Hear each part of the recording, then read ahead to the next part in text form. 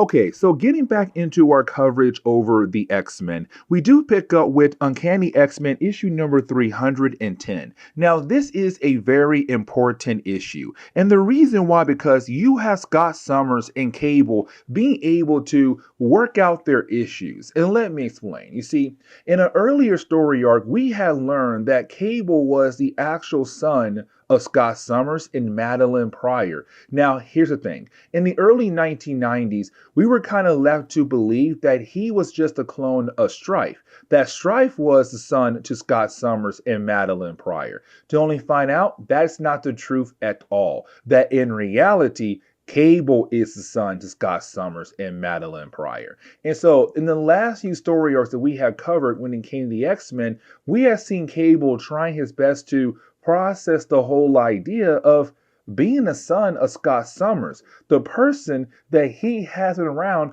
for a good while now in X-Men comics in different kinds of situations. But as we get into the opening pages for Uncanny X-Men issue number 310, we pick up with Scott Summers and Banshee. Now, these two characters are on their way over to the bachelor party for Scott Summers. As we all know, around this time in Marvel Comics, Scott just got engaged to Jean Grey. As a matter of fact, in a few videos, we're going to cover the actual wedding of those two characters. But on their way over to the bachelor party, they walk into the danger room. Now, when they do that, they see a certain scene being played out right now in the danger room, something very close to Scott Summers.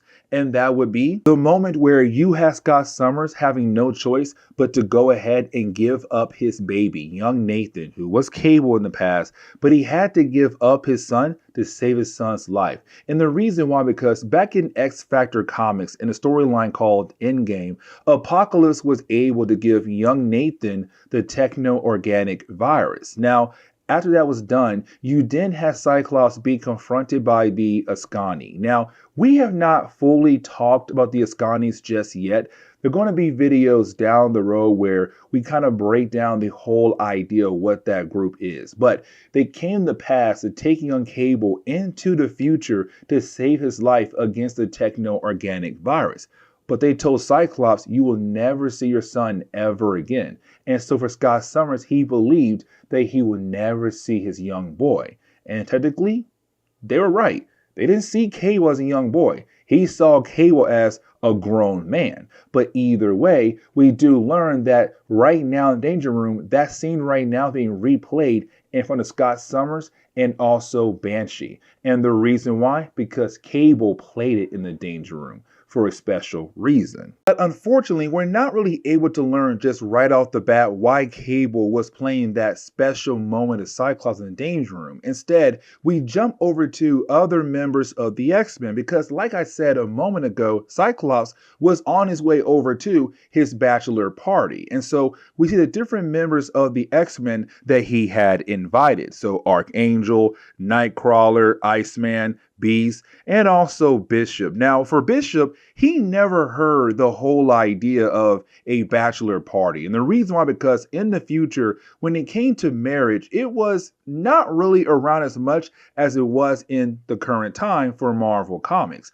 Now, for the X-Men, they're kind of tired of hearing the whole idea of what the future was like for Bishop. It's a funny moment. But we can now transition back over to the school of Charles Xavier, where we pick up with a character known as the X-Cutioner. Now, the X-Cutioner was a new character kind of invented in the early 1990s, but his origin was not given to us until the later 90s period in a Gambit comic. So for right now, all we know that his main goal is to go after different mutants who are technically labeled as murderers, but were not even tried for the crime they had committed. And so he feels like he's the only person left in the world who should go after mutants who are, well, murderers and, well, kill them off. And so apparently right now for the X-Men, they're holding on to a mutant who is actually a murderer. Now you would think like, oh, it has to be Sabretooth, because recently Charles Xavier took Sabretooth in to hopefully help heal his mind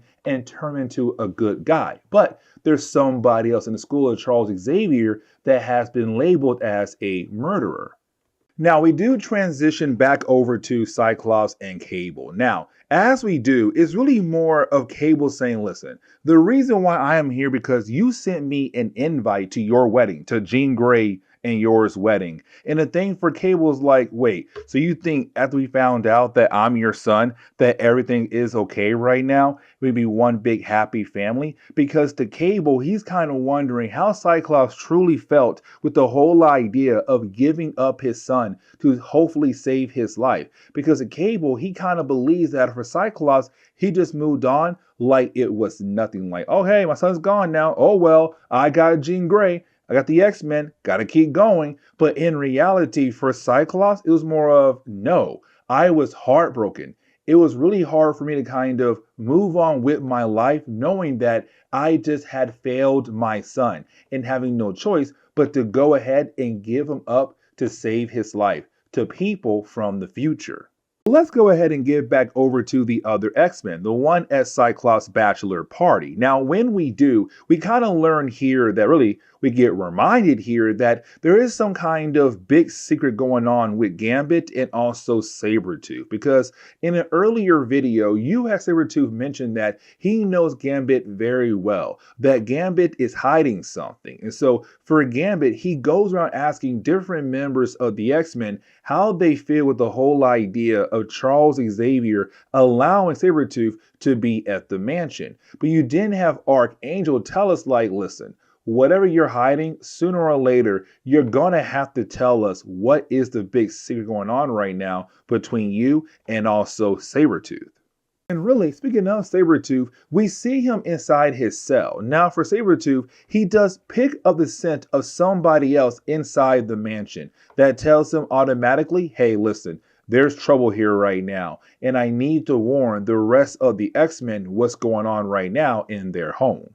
But before you have Sabretooth being able to tell Cable and Cyclops what's happening inside the X-Mansion, you have Cyclops replaying a different moment in time for Cable to kind of show him like, dude, when I lost you when you were a baby, it broke my heart. I cried. I was broken.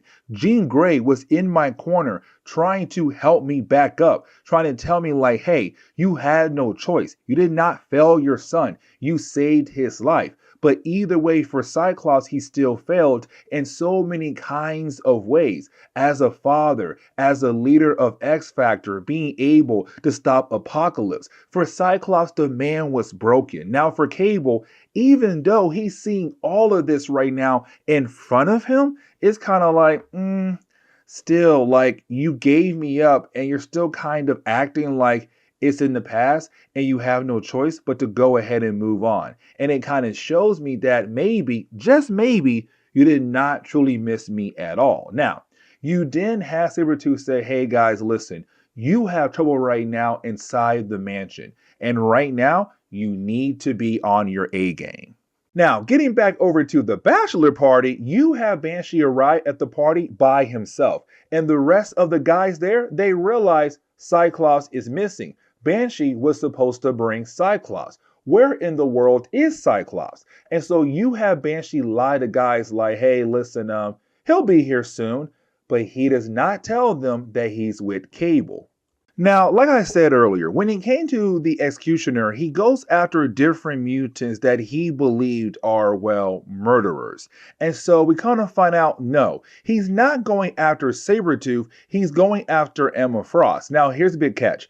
Emma Frost did not really kill anybody, but she failed to protect her students, and that would be the Hellions. Now, the Hellions were kind of like her way of having the new mutants. You see, for Charles Xavier, he had the X-Men, but then you had the younger class known as the New Mutants. So for Emma Frost, she went her own class as well, and she had the Hellions. Now, most of the Hellions had died in the earlier parts of our coverage over the X-Men, and so for the X-Cutioner, he's kind of like, no, she has to die because she failed to protect them. It's her fault that they are dead. Meaning to his mind, she is a murderer. Now, we also learn for the X-Cutioner that he's currently using Cable's technology as a way to teleport around the world. Of course, I am talking about body sliding. Now, for X-Cutioner, he does find Emma Frost, and you do have Cyclops and Cable work together to hopefully bring him down. Now, for the X-Cutioner, he is able to get away by the end of the battle because, again, he's currently using Cable's technology as a way to teleport across the world. And so once he realized that he's going to lose the battle, he got the heck out of there. Now for Cable, he wants to know why in the world is the X-Men going so hard to protect Emma Frost, somebody who was an enemy of the X-Men. And you have Cyclops say, like, listen, it's all about having compassion for other people because once you stop having compassion, you become just like our enemies. Now, for me, I'm like, not really, but I kind of get where he's going with this. Now, for Cable, kind of same thing as well. Like, okay, you say so, but at the same time, I understand where you're going with this. Now, for Cable, he says, listen, Cyclops, I never truly hated you. For me, it was more of trying to figure out if you were just like me, very upset about the fact that you and I were cut off from one another. We were separated from one another for a very long time. And so now Cable understands that for his father Cyclops, his dad was so heartbroken when he lost his son. And so you have Cable say, listen, let me go ahead and just drop you off at your bachelor party, but also tell you, yes, I'll be there at the wedding. And the book ends on that note right there. So with that being said, guys, please leave me a like down below and subscribe. But guys, see y'all next time. Later.